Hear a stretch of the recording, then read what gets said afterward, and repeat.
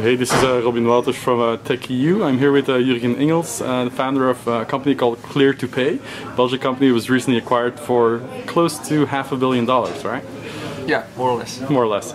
Can you walk us through what Clear2Pay is? Well, Clear2Pay is a company that I started in 2001, basically to try to create a system to have a better way to get money from a point A to a point B for banks. So we basically build a platform allowing banks to transact money in a faster, better and cheaper way. All right. How old was the company when it was sold? It was about 14 years. 14 years. Yeah. So you've seen this transition in financial services and technology from very large corporations only to startups doing a lot of the innovation and a shift in consumer behavior. So what are some of the trends that you've seen in the last 3 to 5 years specifically?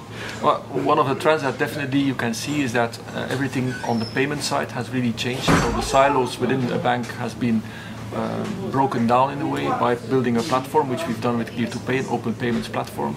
Similar things we see now on the data side. So we see that banks have a lot of data. The data is squared all over with different databases. So we also see now technology to enable banks to have a very good view on all that data.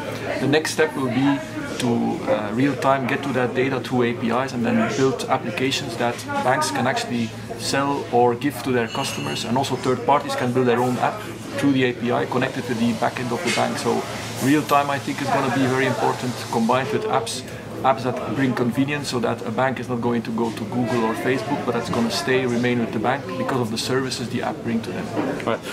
So there's been, as you mentioned, there's been a lot of innovation on both sides of the fence, but from our conversation earlier, you think the back end of the banks is where the real money is and where the real innovation should be coming from, rather than the front end. Well, I mean, the front end is obviously important, but there's first of all a lot of companies working on the front end, but I'm always remember also on the payment side, it's great to have a front-end application on payments, but if the bank cannot transact it real-time on the back end because they have old legacy systems, then you might have a great front end, but if the back end can't follow, then it's very difficult. So as there are a lot of companies in the front end, I think personally that there's a big opportunity to really work on the back end to make sure that you can streamline the infrastructure of a bank real-time again, to enable the bank to be able to almost smoothly interact with those apps that can be built in by third companies or by the bank itself. Makes sense. Can you talk us through the acquisition? When was it? In July? Or? Yeah, the acquisition was done actually a couple of weeks ago. It was finalized. It was finalized. Who's the buyer? It was a company called FIS, which is a large corporation out of the US. Very large. I think they have about 40,000 people working for them. So they're number one in FinTech. So they're actually the number one. Number one in FinTech. Yeah. Interesting. And why did you decide to sell? Well, I mean, obviously, the big challenge we have in financial services is that if you sell to a bank, you need to be able to provide them with an A to Z solution, which we had, but you also have to be able to service them globally. And one of the challenges we had to grow was always to open offices, because you have to be close to your customer. Now, that's possible, but it requires a lot of money. And so rather to do that in every single country, set up your own company or acquire some businesses in that country, it made much more sense to us to actually sell the business to a company that already has that full infrastructure. Did you have other options on the table? IPO, more investment? IPO was definitely an option, but as you know, I mean, the company was doing 110 million euro for this year. I mean, that's great, but it's not enough to really be important through an IPO. So, right.